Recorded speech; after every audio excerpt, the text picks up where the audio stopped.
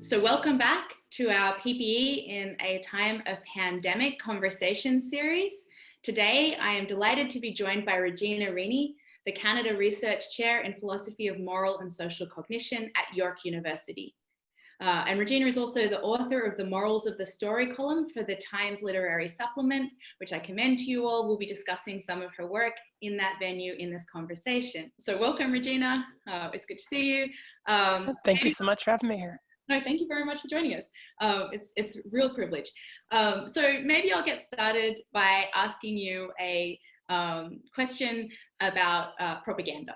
So when I encounter the activity of political bots on Twitter or things that I suspect might be fake protest pages on Facebook, I might think that what I've been confronted by is just the new frontier in propaganda. So a state actor has produced some misleading or manipulative information and placed it in my path in an attempt to corral me to serve some end that they have. But in your work, you stress that social media interference doesn't fit neatly into our traditional ways of thinking about propaganda. So maybe you could say a little bit about why this is the case. Yeah, that's a really good way of starting on the question, because old-fashioned propaganda works mainly by broadcast transmission. So the state media or the president or the general or whoever appears on the radio or TV and then in the state-controlled newspapers and sort of blasts out a message from a particular place.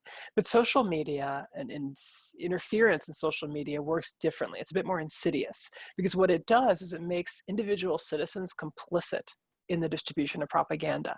So in other words, the message isn't just coming out of your radio and ultimately from the radio tower owned by the state propaganda ministry, it's coming from your cousin or your boss or your neighbor down the street who's retweeting or sharing or in some way distributing and amplifying the message. And that means when you later come to discover that you've been misled by propaganda, that doesn't reflect poorly just on the government or just on some particular news organization. It reflects poorly on your fellow citizens, on your neighbor or your cousin or whoever.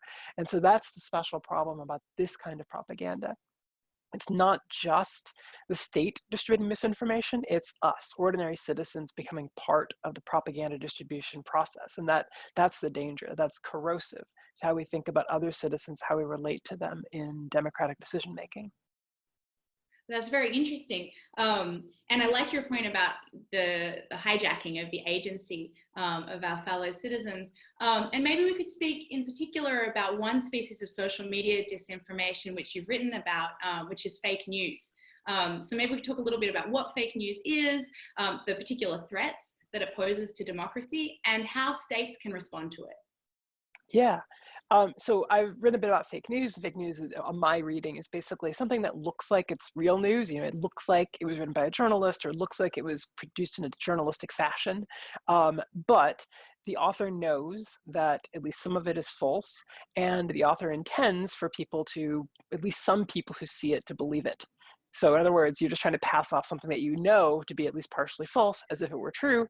It doesn't have to be the case you want to convince the whole audience. In fact, I think most people who actually produce fake news don't care whether most people believe it. All they care is that enough people believe it to spread it, to get it spread virally on social media. And so in other words, if you only trick 5% of your audience or even 2% of your audience, that's fine, because if each person who spreads it gets it read by 1,000 more, then it gets distributed to more and more people. And if your goal isn't ultimately to convince people, but just to sell clicks, advertising clicks, or just to like get out there a corrosive story that people will leave people doubting each other and doubting information channels over the internet, then that's good enough. You don't have to convince everybody, you just have to convince enough people. And so that I think we have to recognize that the distinct problem of fake news is not this like binary question, do people end up believing it or not? That's usually not the point of fake news. The point of fake news is to, over time, build up distrust, to sow confusion and disinformation generally, and get people to distrust each other as pathways of information. And that's doing that works in the favor of authoritarian leaders. So this is a tactic that Vladimir Putin has used very, very successfully in Russia and in countries bordering Russia and Eastern Europe. If you want to look into this in detail, I highly recommend work by the Yale historian Timothy Snyder, who's written extensively about how Putin has done this over time. And it's being used now, just in the last few years, by politicians in democratic societies as well. The idea is if you flood the information channels with garbage, even if the garbage eventually gets discredited, it corrodes the information channels themselves. And so it reduces things like social media as a vector of going around authoritarian leaders' control over information. So that's the concern. It's not so much whether we end up believing individual items of fake news, but how we collectively respond to fake news and whether we allow it to cause us to distrust one another and basically takes away from us this independent way of spreading information around authoritarian leaders. And so how can states respond to this, environment of growing distrust? I think it's very hard for states. I think the people who have the most power here are not states. It's actually the social media networks themselves, so the companies who run the information channels. They're dangerous for states getting involved because the problem is when states try to get involved in this stuff, then they have to appoint people who are politicians or who are beholden to politicians, bureaucrats who are beholden to politicians who are going to be in charge of effectively censoring media. And so once states start doing that, you start to get accusations of censorship and often genuine censorship where, someone who's in power, right? The way I often think about this is imagine if the United States government had a fake news office whose job it was to identify things such as fake news and basically shut down transmission of fake news. And imagine if Donald Trump got to appoint the head of that. I think we'd expect, given how Donald Trump uses the term fake news, say CNN is fake news according to Donald Trump, we'd expect pretty quickly that office would take positions that a lot of people wouldn't agree with. So it's a bit dangerous having states be involved in this. The thing I think they can do, and they really ought to do, and so far haven't done a great job of, is putting some pressure on the social media companies to be transparent about what they are doing. So if you look at this historically, the social media companies, Facebook and Twitter in particular, have been evasive whenever they can be. The state of California has forced them to get that information in the past, basically forced them to testify. Every now and then the US federal government does this, and when they're forced to, they do. But if you look at the history of this, when other governments, say Canada, where I live, or the United Kingdom, have demanded from Facebook and Twitter cooperation with investigations, they don't give it. They avoid it for as long as possible. They don't show up for hearings. They don't turn over documents. And so I think the US government is in a position to help its allies like Canada and the UK and the EU and basically use federal power to force Facebook and Twitter to comply with information requests. So I don't think that trying to regulate fake news directly is likely to work very well for governments, but they can require the companies to be transparent as to how the companies themselves are trying to deal with the problem and basically who is behind some of the big money expenditures on producing fake news campaigns. They could do, the governments should make the social media networks be responsive to those questions. So we have reason to be cautious of state attempts to regulate fake news, although perhaps the states have a role to play in seeking greater transparency on the part of social media companies. What about the rest of us? Do individual citizens who might not be implicated in the production of fake news itself, although perhaps they're implicated in its distribution and dissemination, do they bear any part of the responsibility to address the threat that fake news poses to democracy?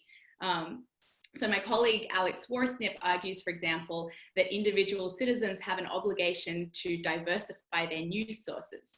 Are you optimistic about strategies of redress that center the individual, such as the enumeration of duties like the one that Alex commends to us, or promoting engagement in education? And if so, which of these sorts of strategies do you think are promising? So I think there's nothing wrong with claims about individual responsibility or the value of education. Obviously, things are true, but I think they're a bit like what Immanuel Kant said about these duties to improve yourself. They are, yeah, I mean, it's true. You should improve your media literacy and you should be more aware of the way that you can manipulate via social media and you should be more careful with your own practices. But most people won't. Most people reasonably won't do a lot of these things. People are busy, they have other things in their lives, et cetera, et cetera.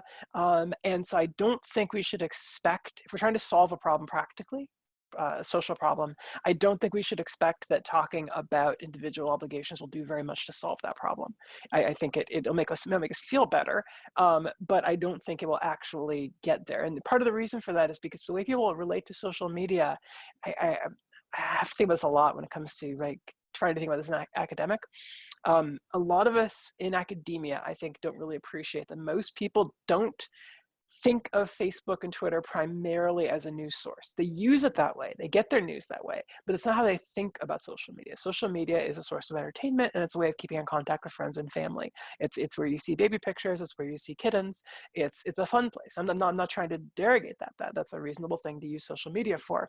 The information you get about news stories, about politics and the like, is only secondary for most people, or if at all. For some people, a lot of people, it's an annoyance. They don't want it in their feed to begin with. It just happens to be there because other people are posting it. I think a lot of academics and journalists and policymakers and people who are having these debates about how to regulate social media don't understand that, because they do use social media more directly for news. It is like Twitter in particular for journalists is like the thing, it's a professional resource.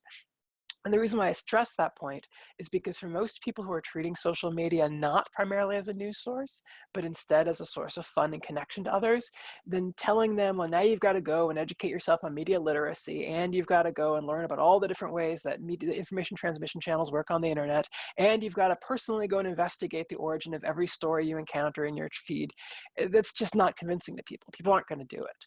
And so I can agree that in theory, people have an individual obligation to do these things, but in practice, I don't think that focusing on individual level solutions is likely to get us very far. And that's why I focused instead on thinking about the social networks themselves. Interesting. So in your paper on fake news, you argue that we should view the activity of resharing posts on social media as a form of bent testimony, a term that I really like. So maybe you could tell us about what you mean by this expression. Sure.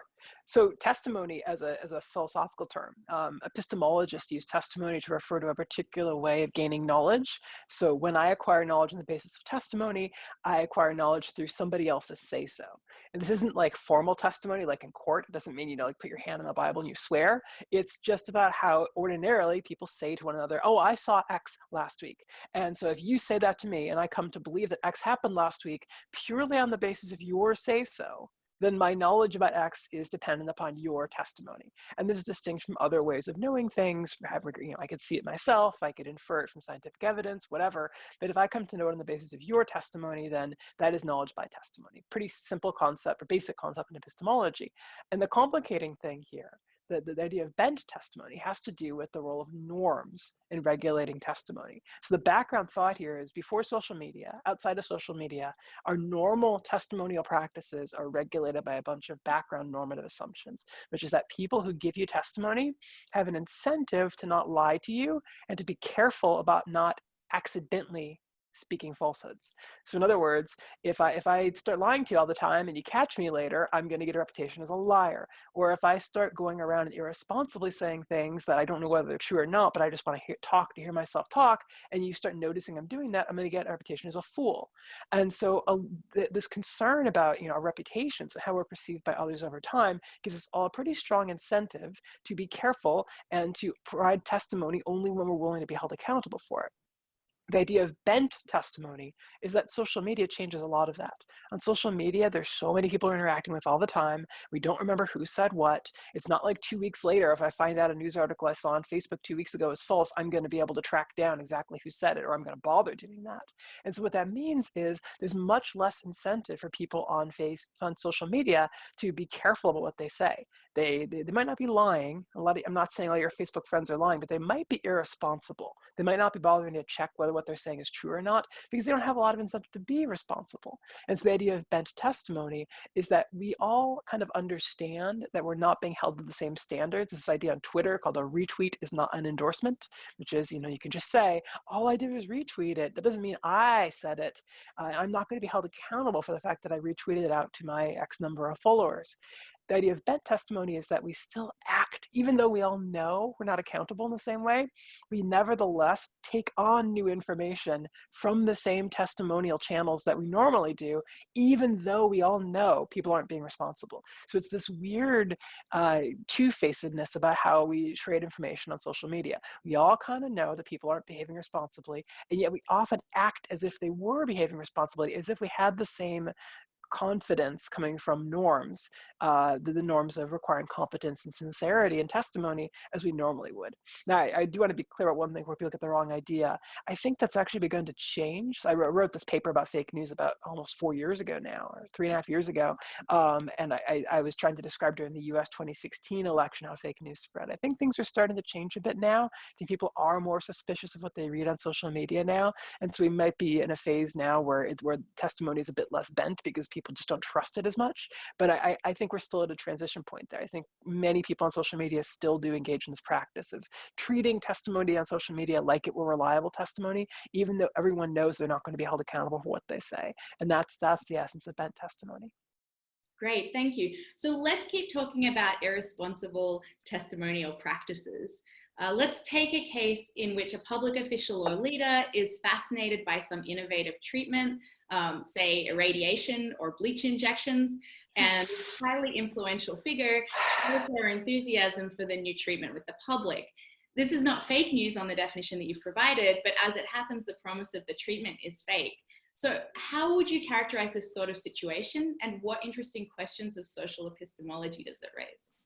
Yeah, no, right, good. So this is an interesting sort of case to think about because it's not fake news. It's not presented as if it were journalism. It's not even necessarily known by the speaker to be false. So a lot of the things Trump says on press conferences, I don't think he necessarily knows they're not true. I think he doesn't care whether they're true or not. He just says them because they sound good at the moment. There's a term for this, which many folks might be familiar with from the philosopher Harry Frankfurt, and it's bullshit. So in a technical sense, Frankfurt uses bullshit to refer to a speech act where the person who's speaking, it's not that they're lying, it's that they just don't care whether what they're saying is true or false. As far as they're concerned, it could be true, it could be false, I don't care. It might turn out to be true, that's fine as well. But the point is, I'm saying this and I want to achieve some effect of my saying it, and the effect isn't to get you to believe true things. It's also not to get you to believe false things, because again, I don't care if it's true or false, if I'm a bullshitter. And I think a lot of what Trump and some other public figures, but Trump in particular, does is bullshitting, which is saying things in public that he has no idea whether they're true or false, because they sound good, because he's hoping maybe they'll turn out to be true, et cetera, et cetera.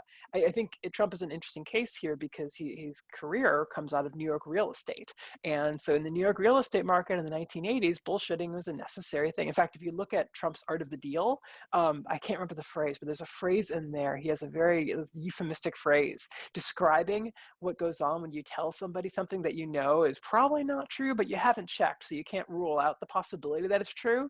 And he says that's how you do it. That's how you do real estate deals, is you tell people things they want to hear and you just don't bother checking whether they're true first. And so I think a lot of what he's doing now, like going in front of the White House press pool and talking about using radiation and detergents, or hydroxychloroquine for that matter, involves saying things that sound truthy or sound, I don't know, to his ears, sound like plausible sort of in the moment, without actually caring whether they're true or false. And so I think what happens is once you have a very, very, very prominent figure in the media landscape saying things like that can then get amplified by cable news networks and by people on Twitter, then that sort of thing gets away from its original moment, the speaker who just doesn't care whether it's true or false, starts getting picked up by some people who believe it's true, and then it gets into our social ecosystem, our epistemic ecosystem, and gets really, really hard to track.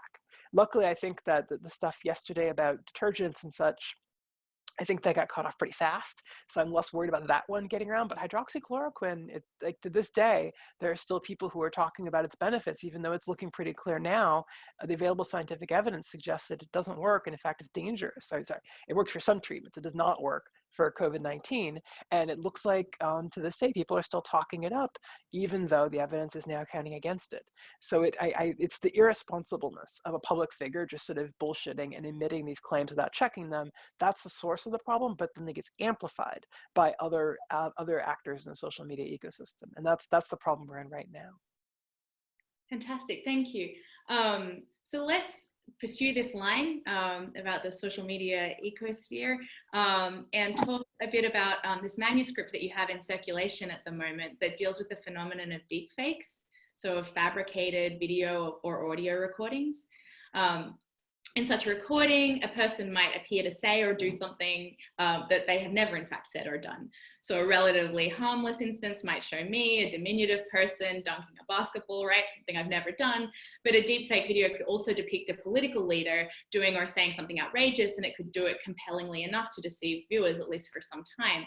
So now that we live in a world in which deepfakes are a real and present problem, what challenges should we anticipate to our practices of interrogating and establishing the reliability of testimony, especially in the domain of political discourse?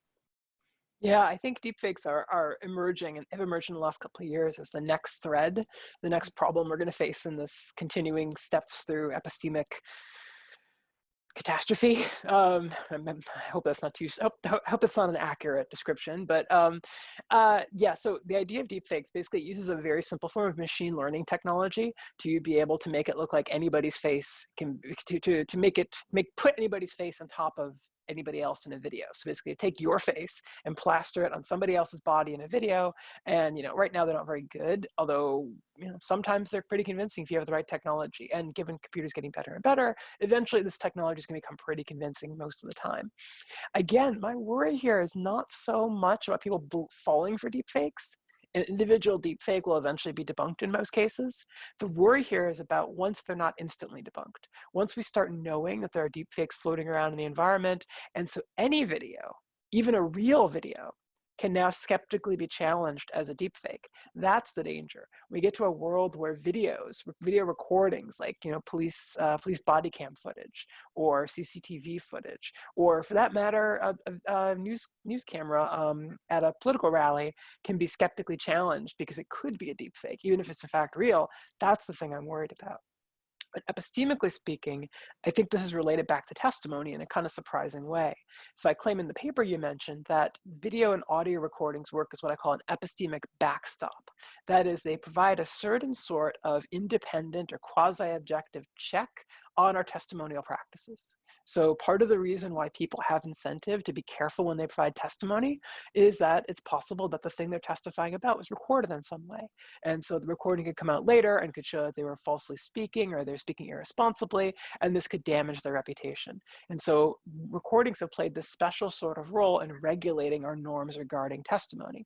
The worry is, once deepfake technology becomes widely available, then these recordings will no longer be able to serve this backstop function, because anybody who gets caught speaking irresponsibly or falsely can challenge the recording that's being used against their testimony, because it's a deep fake, just a deep fake that my opponents made up this fake video of this thing. I am still telling you the truth, even though the recording goes against me. And so the worry is that as deepfake technology becomes pretty good and becomes widely known, then this backstop function of audio and video recording starts to fade away. And once that happens, we lose another way of putting a check on our testimonial practices. And in fact, what it does is it kind of demotes audio and video recording from the status of being a check on testimony to just being another type of testimony. You can now only trust an audio video recording if you know exactly who made it and how they made it. If you know they didn't have access to machine learning technology, et cetera, et cetera. If you know their motives behind it. And so that's the worry here, is that we're losing this kind of external check on our testimonial practices that came from, that had for the last 150 years come from audio and video recording technology. Thank you. So let's move from the epistemic frame to the moral frame, although of course they're connected.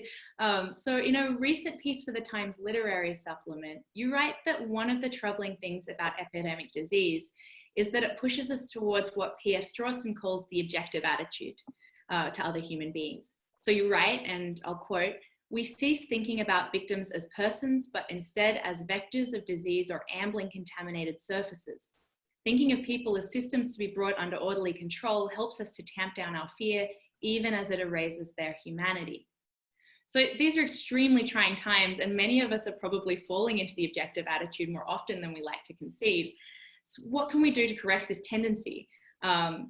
And even if we can, should we try? Because it might be said to be both psychologically protective and socially useful to adopt an attitude that shields us perhaps from empathetic appreciation of the present horror, and maybe also that complements the activity of social distancing. So maybe you could say a little more about this. Yeah, I I like the way you frame that, because what we want to acknowledge is that taking this objective stance towards people is useful at times, and it's actually valuable at times. So Strawson himself, in the original paper this comes from 50 years ago, Strawson says that at times taking the objective stance is how we manage dealing with people. If they're, he says, if we need to solve a social problem, or even to escape the strains of involvement when it gets to be too much, to be too closely caught up in emotional reactions to people as people, we take a step back and regard them as objects in the world. So Strawson, I think rightly, and I think anybody who's being realistic will say that sometimes we have to take that. And so if you're going to the grocery store right now, during a pandemic, it makes a lot of sense to think about the other people in the grocery store in causal terms. They are disease vectors, potential disease vectors. That doesn't mean treat them rudely, but you know what? Keep away from them. And that might mean being less polite than you'd normally be. If a stranger wants to come to you and talk to you about, what do you think about this brand of cheese? It might be more reasonable than normal to just like back away slowly and say, oh, I don't have opinions about cheese. Even if that's not the most helpful thing you could do. Treating people as causal objects is probably what we have to do right now to some extent in our face-to-face engagement with them, just because we're in a dangerous situation. But that's the big but, is that we can't let that become systematic. And we really can't let that become something that gets into the way we think about people in large groups. And we especially can't let that get into how we think about categories of humans. So in the column you mentioned, I was thinking, this was from almost 3 months ago. It's just sad we've been facing this for this long. I was talking about anti-Asian discrimination at a time when COVID-19 wasn't yet settled in North America, or it started, but we didn't know that yet. And people were engaged in a lot of anti-Asian racism. They basically were shoving people in the streets. They were shouting slurs at people of Asian heritage. And so part of what I was trying to diagnose was that people were allowing this objective attitude, this treating people not as persons, but as things, to generalize. They were now treating anyone they perceived as possibly being related to China in any way, as if they were a potential vector of the illness, which is just not the right way of thinking about things. So that's the kind of really hard balance here. If my own advice is, you go into the supermarket, sure. The strangers in the supermarket are causal processes and they might spread COVID to you. And so stay away from them and try to manage how you interact with them in that basis. But when you get home from the supermarket and you're sitting at your computer and you're not in any danger right now, be really careful about somebody who wants to trick you into thinking about other people as collectives, as if they were all just giant sets of causal processes. Be aware that you're still talking about people. And so that's where I think this distinction about the objective attitude does a lot of work, because it helps diagnose the kind of mistake we're making if we start thinking about large groups of people and in categories of people just in these terms. Great, thank you. So I want to segue to talk about moral progress by means of a little story that actually relates to your supermarket anecdote as well. So on Wednesday morning this week, I was sitting in a park when a man came up to me with a desperate expression on his face. And he asked to use a bottle of hand sanitizer that I had sitting by my side. He said, "Someone just fist bumped me," in shock. I don't know why he did it, but he did it and he touched my hand. Now, this man was in a state of fear. He was emanating shock at having participated in a casual act of recognition that just a few weeks ago would have been completely socially appropriate. Indeed, so fearful was he after this banal encounter that he put himself in danger's path again and approached me, a total stranger, for assistance. And this darkly comic encounter made me think a bit about how rapidly and dizzyingly norms are changing at the present moment, and about how plastic our social expectations and practices are. And so you recently wrote a piece about moral progress in which you discussed some of the recent shifts in norms pertaining to face masks in countries like the United States. So how does a new norm, such as avoiding fist bumps casually on the street, or the wearing of face masks outside the home, come into being? And how are we to know when a new norm is in place? And then how, in a world in which norms change with such rapidity, can we be sure that a new norm is worth inhabiting? Yeah, it's a really rough set of questions. It's so big. I think it's some of the most fundamental questions. A lot of the research I do, ultimately, the way I think about it is it's about how we handle changes in norms given changing background, social, and technological circumstances. So like I have lots and lots of opinions about this sort of stuff. But one way of thinking about it, norms are basically informal mechanisms for getting people to behave well. And so basically it's a norm is a sort of thing, it's an expectation.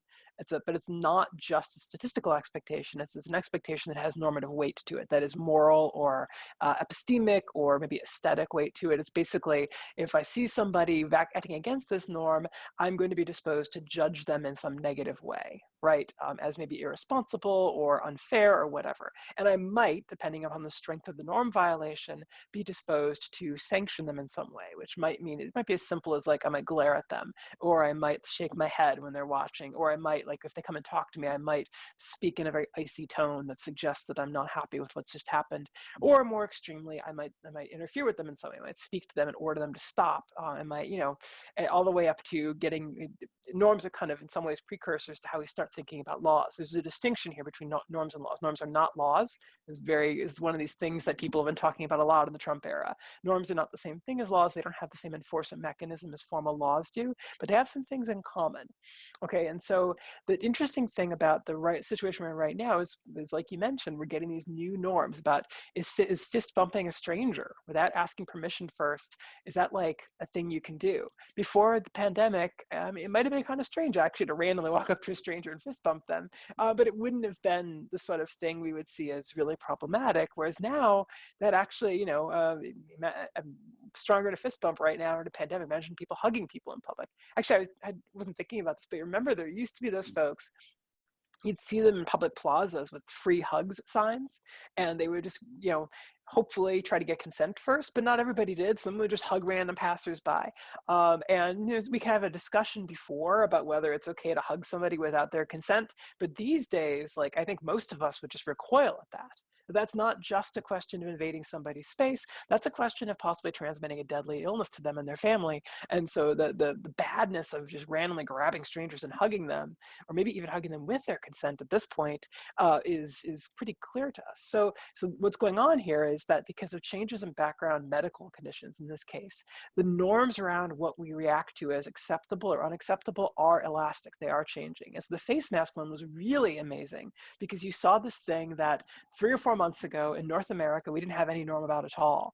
Basically wearing face masks was like weird, but it wasn't good or bad necessarily. It just looked weird to a lot of North Americans. I used to live in Japan where people always wear face masks when they're sick. And so for me, it was a bit confusing that North America, I found it interesting as a sociological observer that people in North America find this strange. I was used to it living in Japan, but most people in North America still found this strange a few months ago. And then we got this norm against wearing face masks because it was seen as selfish. You need to preserve the face masks for frontline emergency medical workers. Wearing a face mask in public, if you weren't one of those, was seen as a selfish waste of resources. And then we got a different norm which said, in fact, everyone should be wearing masks in public, always. You should be making your own masks out of cut up t-shirts. I actually did that this week. I cut up some old t-shirts, and yesterday I went around wearing a ragged former t-shirt face mask, and people stared at me. But I was doing that because that's the advice now. So we should all be wearing face masks in public because there's a chance we could be asymptomatic carriers. We could be expelling virus right now, even though we're not sick, without even knowing it, and masks cut down on that. So notice, if you're like an alien from outer space who doesn't understand the background to all of this, how super weird that looks. Over the space of about 3 months, we went from no norm at all about face masks to a norm that says don't wear them, it's selfish, to a norm that says do wear them, not wearing them is selfish. And that can look very, very confusing, and also can look almost hypocritical, or almost like a kind of like, oh, these humans are so confused about morality, they can't get it straight. They change their minds every few weeks. And I think that's not a very thoughtful or charitable way of thinking about our social relations. The reality of it is we're dealing with new changing situations, and so we're trying to negotiate norms collectively. It's not like we all sit down. Like, norms don't work the way that Parliament does. We don't all just sit down and have an open debate about what the new norms are going to be. They develop slowly over time, or in this case, fairly quickly over time, when we're very intensely focused upon them. And they happen informally. They happen through people trying something out and seeing who scolds them on their Facebook page, and then trying something different and seeing who else scolds them. And over time, it's this sort of mediated, negotiated, informal back and forth that establishes norms. Your last question was, how do we know which are the right norms or the appropriate norms? And unfortunately, I think the problem is we can't in the moment. I mean, we can obviously follow medical advice. In this case, the medical advice is now pretty clear: wear face masks. And so a norm that supports wearing face masks looks pretty strong at this point. But absent like very clear advice from medical authorities, where we're still trying to figure things out, this is really hard. And I don't know if we can be confident in the moment we're getting it right. The key thing is, I think, is to find a balance between being experimental, trying out new norms when the situation seems to call for it, and also being open-minded about getting critical feedback. So if you try out a new norm and a bunch of people start telling you that's a bad idea, you know, they're not necessarily right, but they're not necessarily wrong either. So that's the hard part. If you can find a way to balance the sort of openness to getting that kind of critical feedback, but also with an inventiveness or experimentation, that's the ideal way of handling a situation that's in flux. Whether we can all do it all the time, that's hard. So in another recent piece on the pandemic, you talk about the role of utilitarian thinking in responses to the coronavirus. And this actually ties back a bit to the objective stance stuff. So you draw a distinction between the application of utilitarian principles in public health decision-making and the application of those principles by the rest of us as we seek to bring the world into normative comprehension.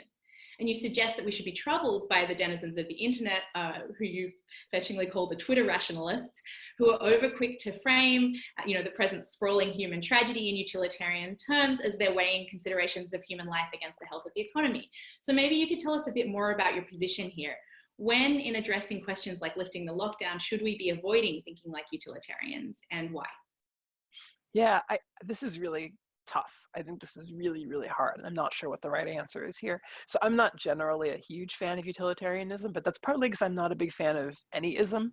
I generally tend to think in normative ethics that like the system of the right answer is going to be short-sighted and myopic. It's going to be limited in what it can actually address, and it's going to mislead us in predictable ways. So I'm not a big fan of any ism, but in particular, utilitarianism, I think, often presents itself as the systematic solution to problems. And so I'm fairly suspicious of it. However, there are particular types of problems where I think utilitarianism is especially more plausible. And so I think Bernard Williams is actually an amazing example of somebody conceding this. So anybody who's ever read Williams on utilitarianism, a lot of people read when they're first learning about utilitarianism, no, he's kind of like the arch anti-utilitarian. He's most famous for writing about the defects in utilitarianism. And yet in his later writings, towards the end of his life, Williams conceded that government ministers, that politicians and bureaucrats have to think like utilitarians sometimes, that it's kind of in the nature of that job, because you're dealing with very large numbers of people and you're dealing with systematic policy choices, and you can't always think about people in their individual full totality as humans. So utilitarianism is kind of a job hazard of being a policymaker. And I think that's right. I think what we're facing right now, I kind of want people at the World Health Organization and the Centers for Disease Control to be broadly utilitarian thinkers, because I want them to be recognizing that the choices they're making have these giant policy implications, and probably they're going to make better choices for very large numbers of people if they think that way. But the thing I point out in the piece is that something that Twitter rationalists are doing is rushing a bit too quickly for utilitarian answers. And so I was right a couple of weeks ago, although I think it's still true, that a couple of weeks ago calling for opening up the country right now, because that's what the economy demands, is one, it's false economically. If you open up the country right now in the United States or Canada, it's going to be an economic catastrophe because a whole lot of people are going to get sick very fast, and it's going to wreck the hospital system. But even if that weren't true, this instinct to immediately rush to making big, gigantic sacrifices that predictably are going to get a lot of older people and a lot of people who are immunocompromised killed, and rushing to do that because that looks mathematically like the best answer, there's something worrisome about that characterologically. And this leads to this is why I said this is really hard. I'm about to say next. This is this really awkward position, because it might be that those are the right answers. It might be that's what has to be done eventually. There's going to come a point where that is what has to be done, because the economic costs start to tip the other way, where basically the cost is trapping people in their homes and denying them the ability to work is actually worse. That might actually happen at some point, and somebody's got to be the one to do the like morally horrible thing and make that call. And yet, the kind of person who's well suited to make that call is probably somebody who's got a certain sort of character that most of us aren't going to find personally admirable. That's somebody who's willing to make those judgments. And so that was the point I'm trying to get at, is that right now, when we're not at that point yet, I don't think anybody can plausibly argue we're at that point already. People who are raring to go to open everything up and make the sacrifices, that's what troubles me about them right now. So that was the point I was getting at there. Fantastic, thank you. So we finished our component of the conversation. We're going to move to the question and answer session, which my colleague, Dr. Ryan Duty, will handle. Start with a question about fake news from Robert, and some other people had similar ideas. I'll read Robert's version. So, do you think that there's any important difference between retweeting a piece of modern propaganda versus seeing some propaganda article and telling someone, I saw a news article which said blah, blah, blah, blah, blah? Yeah, it's an interesting question. So part of it's going to depend upon what your role is in retransmitting. So part of the tricky thing with a lot of contemporary fake news, especially the kind that gets spread on social media, is that people aren't paying any attention to the origin source. They don't actually care where it came from originally. I think we're getting a little bit better about that, actually. People are getting a bit more implicitly aware that you need to check the origin source. But when all this started, when like the big wave of fake news started 5 years ago, people weren't bothering. They didn't actually care where the original story was from at all. What they were getting was a kind of their friend in the middle, the one who's retweeting or spreading. Their say-so is what's doing the work to convince the recipient to trust the origin source. So it's not that they like went and looked and determined the thing that it came from is actually a reputable source. It's my friend, who I think is fairly smart and wouldn't lie to me, is passing on this information. So, maybe you don't think this next part, but they must have done the due diligence to go and check and see the original source is reliable. And that's where we get into these problems, because no one in the chain actually bothers to do the due diligence. They just assume everybody else did it. And so there is a difference here for a case where you tell people the source. So if you say a state newspaper owned by the Chinese Communist Party says the following thing about disease numbers in Wuhan, then, and you flag the origin source, then people can take account of that source and when they decide whether or not to trust the information you're retransmitting. Whereas if you just say, oh, the following is true about the disease numbers in Wuhan right now, then that actually changes the epistemic relationship that the person you're communicating with has. So that's what I think one thing people can do to reduce the damage they might do on social media is drawing attention to the origin source, making sure everyone knows where it's coming from. And so if it is openly a case of an old-fashioned propaganda, or again, like a state-owned newspaper in China, then people will know that and can take account of it. Whereas if it's in a weird one, like there's this random newspaper no one's ever heard of before and no one knows who writes it or who funds it, that can also help. Whereas if you just don't say anything about the source, then you become responsible for your recipient's judgment of whether they can trust the information. Okay, good. I think that also addresses Kelvin's question, but I'll just mention it as well, which is that fake news has been around for a long time, predates the internet, and democracy has survived.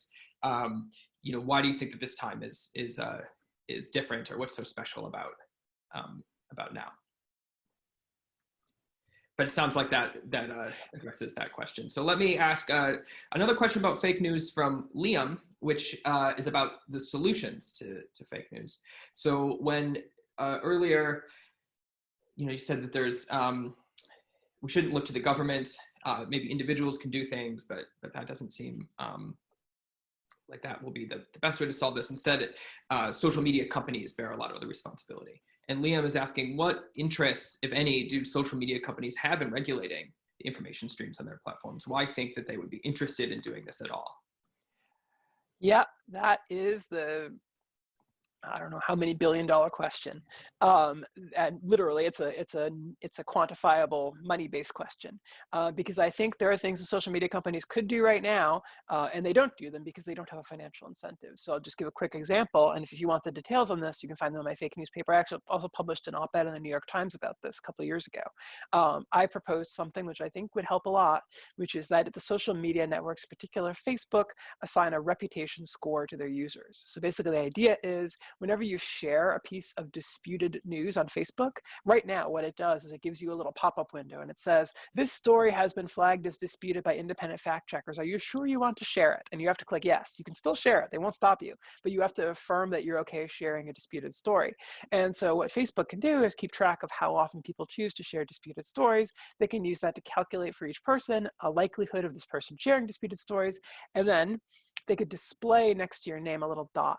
So just, a red dot if you're somebody who frequently shares disputed stories, a green dot if you're somebody who doesn't, and that's it. That's the entire proposal. What's amazing about this is I didn't know this at the time when I proposed it. I found out later, or the Washington Post discovered this in an expose. Facebook already does almost everything I just said. They already calculate how likely you are to share disputed stories, and they already keep on their servers a reputation score for everybody. I didn't know that when I proposed it. The only thing they don't do is publicly share that information in any way. I can't find out my reputation score. You can't find out yours. I can't find out yours. None of us can use it, and no one knows what Facebook uses it for. So what I think they should be doing is making those things public. Not exactly, not like we all see our exact score down to 4 decimal points, but using that color coding system is useful because it lets us know about other people on Facebook, how frequently does this person share disputed information. And it lets us use that as a kind of stand-in for the old-fashioned norms we used to have of reputation. Now we're encountering all these people on Facebook all the time. We don't know them all. We can't keep track of all the reputations. We let the machine do some of that work for us by using the color-coded score next to their name to basically find a not perfect, but good enough reputation tracker. Interesting. And then to get to the question here, Facebook doesn't want to do that because it'll make people mad. Every time they do anything about this stuff, they instantly get accused of political bias. They instantly get in trouble. They get called in front of the Senate to answer questions about whether they're trying to suppress Alex Jones. And so they get in trouble. And so they have a strong financial incentive, both to avoid regulation and to avoid irritating a certain branch of their users. And so they don't do anything like this. And I don't know, other than concerted long-term consumer pressure and continued grilling by public officials, I don't know if there's any way to give them this kind of incentive. Good. So there's several follow-ups. I think people are very interested in this proposal.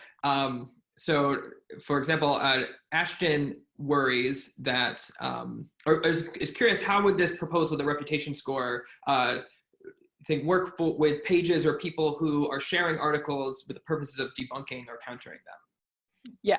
So yeah, I mentioned this briefly actually in the paper. So if I don't give a full answer here, you can check the paper out. But basically the idea is they would need to implement a little bit of a workaround where basically, when you're told this story's been flagged by independent fact checkers as false, you have the option of basically adding the flag yourself. So in other words, when you post the story, you click a little dialog box that says, I want this to be flagged in my post as disreputable. In other words, you are saying up front to everybody who follows you on Facebook, I am telling you this is false. I am not sharing it like normal news. I'm sharing it with the intention of making you aware this thing's floating around. So it would require a little bit of more engineering to make that work. But I mean, Facebook can certainly do that. They already do much more complicated things. Okay. And Isabel had a different worry, which is maybe a worry about a backlash, or why think that the reputation score wouldn't itself become part of the echo chamber, so people would then see the bad reputation score as actually like a sign of a good reputation. Yep. I think that's a very reasonable worry. In fact, I'm pretty sure that's what would happen. The question is whether that outcome is so bad that it counts against the proposal. And I think it's not, for the following reason. The kind of people who would be excited to get the red badge of shame because Facebook thinks you spread fake news, kind of people for whom that would become like a community thing, are really politically engaged to begin with.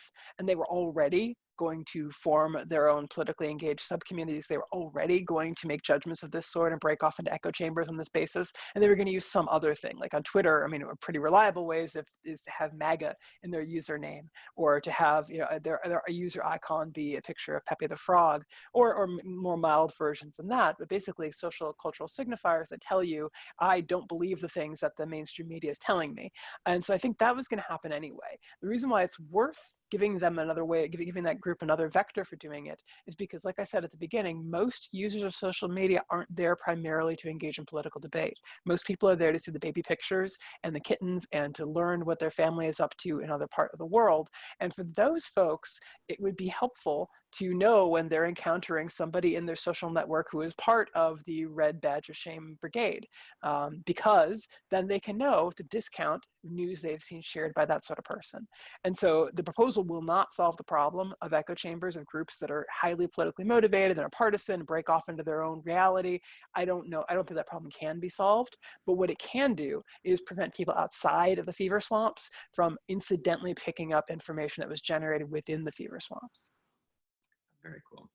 I'm gonna, so that was a proposal that Facebook could, or whatever, the social media companies could implement.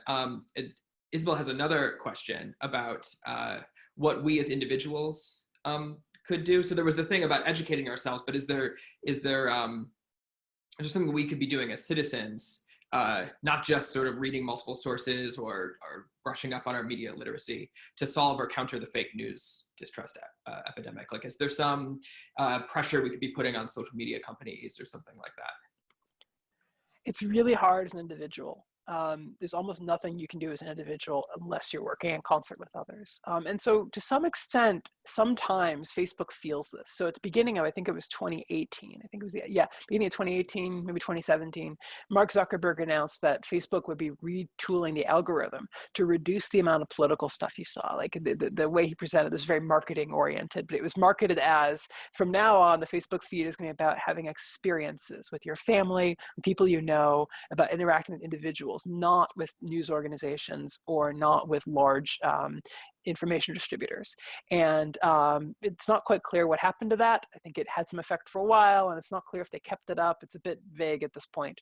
But that was partly a response to public pressure over fake news, and it was partly a response to users telling Facebook, I'm just sick of my feed being full of political fighting all the time. That's not what I'm on Facebook for. And so if enough people working together continue sending to Facebook, look, it matters to me that there's some sort of accountability mechanism for other users, that they can't just keep on irresponsibly sharing garbage without that ever coming back to haunt them. If enough people send that message consistently, then Facebook eventually will have to respond to that. The question is just whether or not people can coalesce around that kind of message and can get it across to Facebook clearly enough. Maybe one small, I want to be careful calling this a silver lining, because I don't really like thinking about silver linings to a pandemic.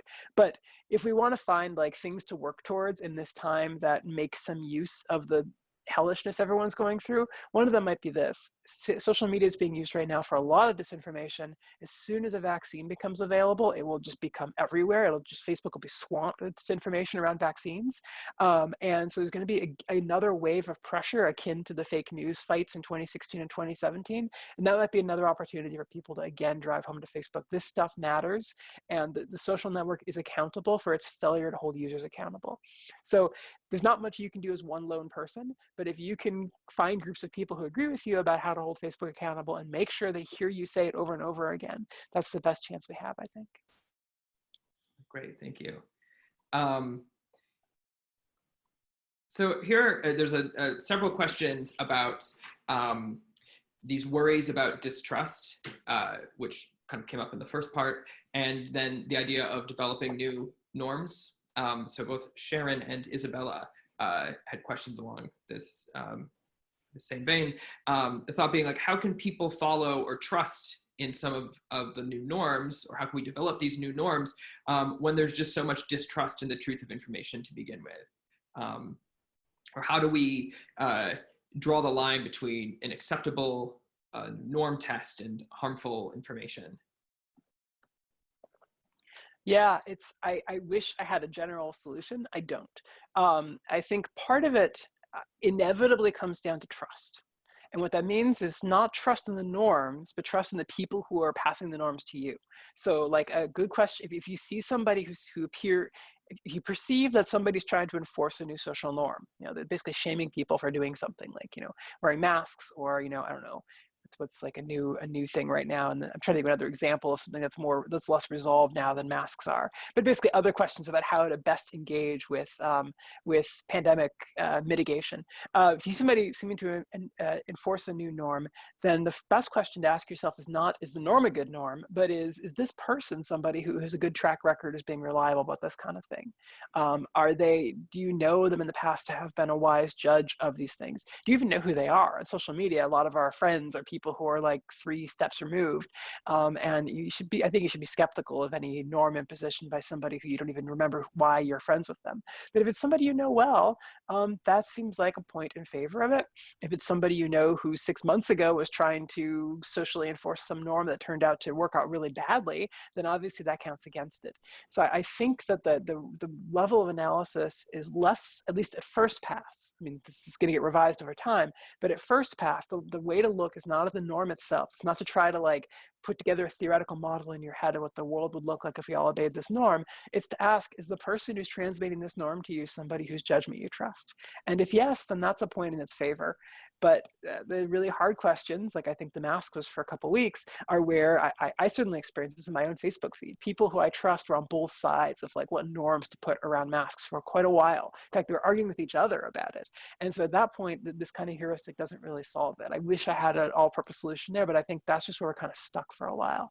And hopefully people who are more authoritative, like the CDC, can eventually resolve the background behind that sort of thing. But for the first pass, at least, is about trust. Okay, great. So a question that's in some ways related to your answer there comes from Morgan, who says that in your work on fake news, you argue that it's not always, or it's not always irrational to give like high credence to people that you know, your friends, people that you agree with already, or your fellow partisans. And usually that's considered kind of a biased way of being, if you're only getting your news from the people you know are going to agree with you, or only believing people that you think are going to believe with you. But why do you think, do you not think this is biased, or why do you think it may be okay for people to trust their friends and get their information from their friends? So I think it's both reasonable and the only realistic thing you can say here. I think that saying something else is just unrealistic. So be careful what we're saying, though. The claim is, I'm not saying you should only get your news from people who share your partisan affiliation. That's a bad idea. It'd be good if we started reaching out. So the thing I do on Twitter is I, over time, have cultivated a subgroup of people I follow who I know are of opposing partisan ideology, but are sensible. So like one step back here, a really bad thing to do is to follow a bunch of people you disagree with and say really stupid and rage-inducing things. That will backfire on you immediately because you will just come to hate the other side a lot more. So that's not the solution. Don't just pick random people that disagree with you. Rather, over time, over a few months, follow a few people from across the aisle, as it were, and then unfollow the ones who are constantly emitting fights and rage-inducing garbage, and keep following the ones who say stuff that you sometimes are like, oh, I hadn't thought about it that way. Okay, so do that, for sure, do that. But given that, assuming that you're not totally walling yourself off, it does make sense to epistemically prioritize the opinions of people you already agree with, simply because you already agree with them, simply for epistemic reasons. If the track record of a source of knowledge is that, and by your own lights, it's more reliable than other available sources of knowledge, then it's just rational to put greater trust into the source with the better track record. So if person A agrees with me about a bunch of politically important questions, and by my lights generally gets it right, and source B usually gets it wrong, it's just rational to put greater weight on testimony given to me by source A rather than source B. It'd be a bit like, if we've got 2 scientific instruments, and according to me, the first one is more likely to get things right. The second one is less likely to get things right. But out of fairness and balance, I decide to sometimes trust the thing that gets things wrong sometimes. That seems like it's a bad idea individually. Now, the problem is when you scale this up, you do get into very epistemically bad situations when everybody follows the individually rational choice of trusting those, of putting more trust on those they already agree with. When at a systemic scale, this goes very bad. There are familiar problems in epistemology about cascading effects of trust ramifying through basically echo chambers or filter bubbles. But at an individual level, I still think it's rational. So the interesting challenge for all of us is to try to figure out what are the social structures we can put in place that mitigates the bad effects of individually rational decisions without avoiding or without stamping on the fact that it is individually rational. Fantastic. Okay, so I think we're out of time, unfortunately. So apologies to those of you whose questions I wasn't able to ask, and I'll hand things back over to Simone. Thank you very much. That was a wonderful conversation. Thank you very much for your time, Regina. We're very grateful for it. I want to wish good luck to all of my students who tuned in their exams. I know that this week's exam week. And thank you all for joining us for this series. We've got a couple more proposals in the works, so we hope that we're going to have something to send out to you again soon. But if this is the last installment, then it's been wonderful, and I'm really happy that we ended it on this very enlightening note. So thank you very much.